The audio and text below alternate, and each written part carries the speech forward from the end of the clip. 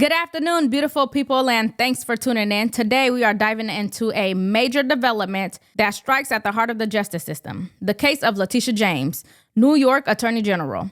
Yesterday, on November 7th, she filed a motion to dismiss the federal charges against her and calling the case a politically motivated retribution. Let's unpack what's going on. Welcome to Nellie Miranda.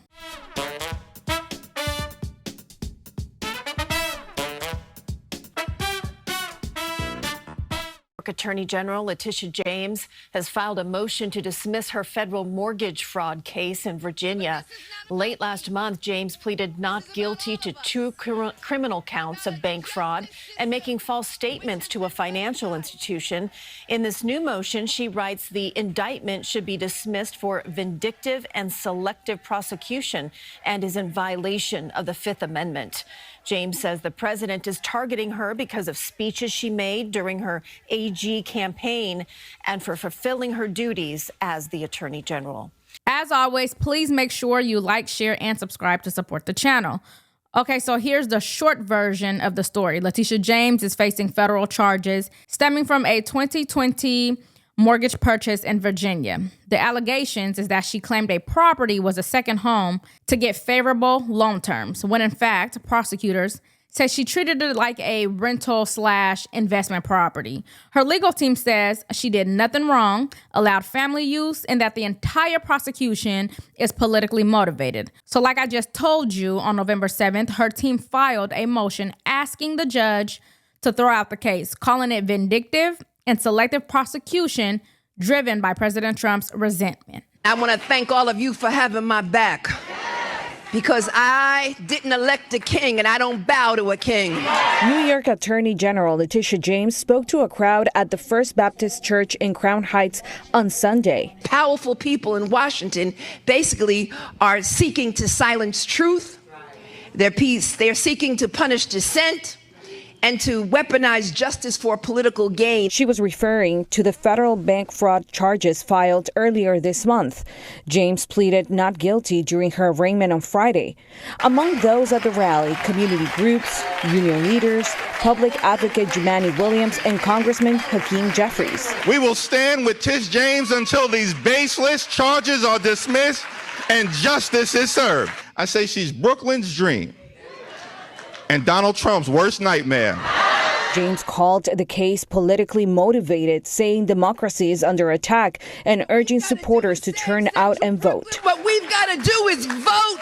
What we've got to do is talk to people about what's at stake.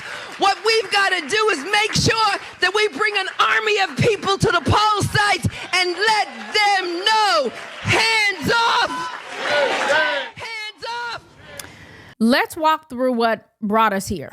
James previously brought a massive civil fraud judgment against President Trump and the Trump Organization for allegedly misleading banks. Then forensic accountant Sam Antar exposed what he described as Letitia James' questionable mortgage dealings, a 2020 property purchase in Norfolk, Virginia, where the loan paperwork listed it as a second home for her personal use. Prosecutors now say she treated it as an investment property instead. Not to mention she has other properties in which she basically lied to the bank, but those properties aren't what brought the indictment. New York Attorney General Letitia James announcing a civil lawsuit against former President Trump, his family and business seeking $250 million in penalties. The lawsuit alleges that Trump, along with the help of some of his children, falsely inflated his net worth by billions of dollars to unjustly enrich himself and to cheat the system. This investigation revealed that Donald Trump engaged in years of illegal conduct to inflate his net worth, to deceive banks and the people of the great state of New York. Claiming you have money that you do not have does not amount to the art of the deal. It's the art of the steal. And there cannot be different rules for different people in this country or in this state. And former presidents are no different. And the New York Attorney General is seeking more than $250 million. She is seeking many other things. On October 9th, interim U.S. Attorney Lindsay Halligan, who had replaced a career prosecutor that reportedly refused to bring charges, moved forward with indicting Letitia James. That decision alone raises serious questions about prosecutorial independence and whether politics played a role. Then finally, on November 7th, James' motion argues that the only meaningful difference between her and others with similar mortgage dealings is that she challenged the president, and so she was targeted. New York Attorney General Letitia James in federal court today pleading not guilty to 2 criminal counts against her following a very public, very persistent demands from President Donald Trump that she be prosecuted. Letitia James is a dirty cop. A crooked AG, Letitia James. Letitia James from New York. This is another real Lola. Letitia James is totally controlled by Washington. Letitia Peekaboo James, Peekaboo. She's controlled. She's got serious Trump derangement syndrome. Letitia James, a real bad one. The 67-year-old, 67th New York AG, now vowing to fight and not doing it alone. As we come on the air this afternoon, a new reminder of the Shakespearean proverb that politics can and does, in fact, make for strange bedfellows. Lawyers for Letitia James now telling the court they're teaming up with James Comey in an event to get both of their criminal cases thrown out, combining motions to disqualify President Trump's hand-picked U.S. attorney in the case, arguing that her appointment was illegal.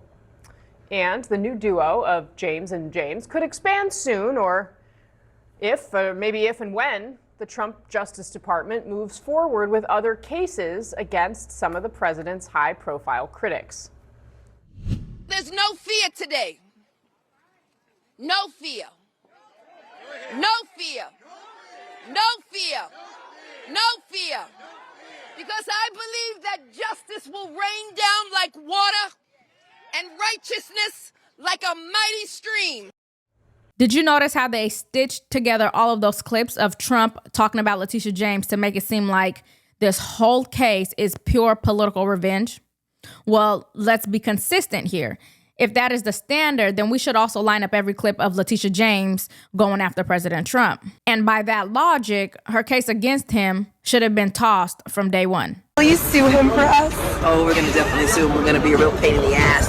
I will never be afraid to challenge this illegitimate president. We need to focus on Donald Trump. We need to follow his money. What is fueling my soul right now is Trump. This illegitimate president, I look forward to going into the office of Attorney General every day, suing him, and then going home. It's important that everyone understand that the days of Donald Trump are coming to an end. No matter how rich, powerful, or politically connected you are, everyone must play by the same rules. Will you sue him for us? Oh, we're going to definitely sue him. We're going to be a real pain in the As I've said before, no one is above the law, and I will not hesitate to uphold the rule of law and protect New Yorkers. In my opinion, this case does raise some questions about fairness, consistency, and the credibility of our institutions. If someone commits mortgage fraud, they should be held accountable, no question. But when 2 people do the same thing and only one is charged, especially if that person happens to be a so-called political opponent,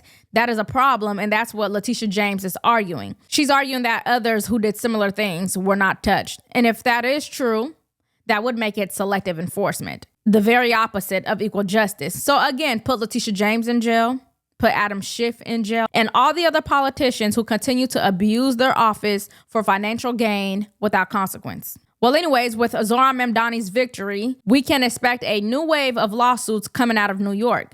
Mamdani has already vowed to use the courts to push his agenda, and there is no doubt in my mind that Letitia James will gladly help him do it. Trump. I mean, he's talked about sending the National Guard because he believes the city would be lawless and unsafe under your leadership. But also more concretely, he did it on Truth Social last night as well, beyond the 60 Minutes post, threatening to withhold federal funds. We know he's already slashed the funding for that railway tunnel to New Jersey. What would be the recourse here? We know that any state, any city is dependent, in large part on federal dollars. What would you be able to do at City Hall to combat that? We have to stop treating everything that Donald Trump says as if it is law just by virtue of the fact that he's saying it. These are threats, many of which go far beyond the actual powers of the presidency. And this is money that New Yorkers are owed. It's not money that we are hoping the president will give us. And we've seen examples across the country where I just got paid $62,000 for my car accident using nothing but. Governors, mayors, attorney generals have come together to file lawsuits on behalf of the people that they serve. And in California, the attorney general there estimated that for every dollar they put in legal fees, they recovered more than $30,000 in federal funds that would have otherwise been stripped of them. So we're going to use the courts, we're going to use the bully pulpit, we're going to use every tool at our disposal to stand up for the people. You heard what he said. He will use the courts. Then Letitia James said that she looks forward to working with Mandani's mayoral team to respond to any threats coming from the Trump administration. Listen. Donald Trump, your old friend Trump's gonna do tomorrow morning? Listen, I don't subscribe to the politics of fear, hate, or division. It doesn't work. It did not work in New York, it didn't work in Virginia, and it didn't work in New Jersey. You know, listen, as the Attorney General of the state of New York, we've been responding to these unlawful, illegal, and unconstitutional executive orders, and we've been winning. And at the end of the day, I look forward to working with his mayoralty and responding to any threats that come from Washington, D.C. My job is to protect New Yorkers. So it's looking like many lawsuits are expected to be directed towards Trump from Letitia James.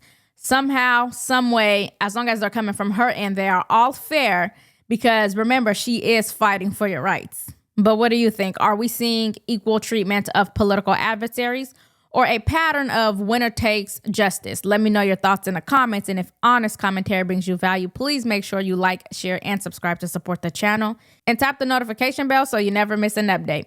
Also, in Coldwater, Kansas, a citizen of Mexico somehow became the mayor of the small town. Someone in the comments said that they might as well name the city Aqua Fria, which is hilarious. But if you missed that breakdown yesterday, I'll link it right above. Thanks for watching, and I'll see you in the next one.